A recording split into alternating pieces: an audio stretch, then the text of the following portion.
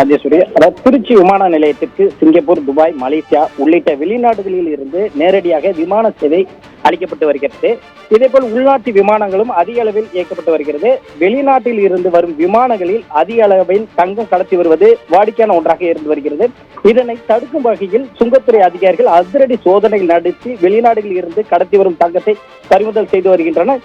இது தொடர்கதையாக இருந்து வரும் நிலையில் துபாயில் இருந்து ஏர் இந்தியா எக்ஸ்பிரஸ் விமானம் மூலம் திருச்சி விமான நிலையம் வந்த பயணிகளை வான் நுண்ணறிவு பிரிவு சுங்கத்துறை அதிகாரிகள் சோதனை மேற்கொண்டனர். அப்போது சந்தேகத்துக்கிடமான வகையில் இருந்த ஒரு ஆண் பயணியை தனியாக அழைத்து சோதனை செய்ததில் அவர் 657 கிராம் எடை கொண்ட தங்கத்தை பேஸ்ட் வடிவில் மலக்குடலிலும் 95 கிராம் எடை கொண்ட தங்கச்சீனை பேண்ட் பாக்கெட்டிலுமே என 54,37,000 மதிப்புள்ள 752 கிராம் எடை கொண்ட தங்கத்தை மறைத்து வைத்து கடத்தி வந்தது தெரிய வந்தது.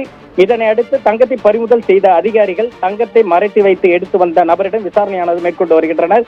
இதேபோல் நேற்று 1.5 கிலோ தங்கம் பறிமுதல் செய்யப்பட்டது. இந்த நிலையில் இன்று கிட்டத்தட்ட 750 கிராம் தங்கம் பறிமுதல் செய்யப்பட்ட சம்பவம் விமான நிலையத்தில் பரபரப்பு ஏற்படுத்தியுள்ளது. தங்க கடத்தலை தடுக்க தீவிர நடவடிக்கை எடுக்க வேண்டும் என சமூக ஆர்வலர்களின் எதிர்பார்ப்பாகவும் கோரிக்கையும் உள்ளது. ராஜேஸ்வரி.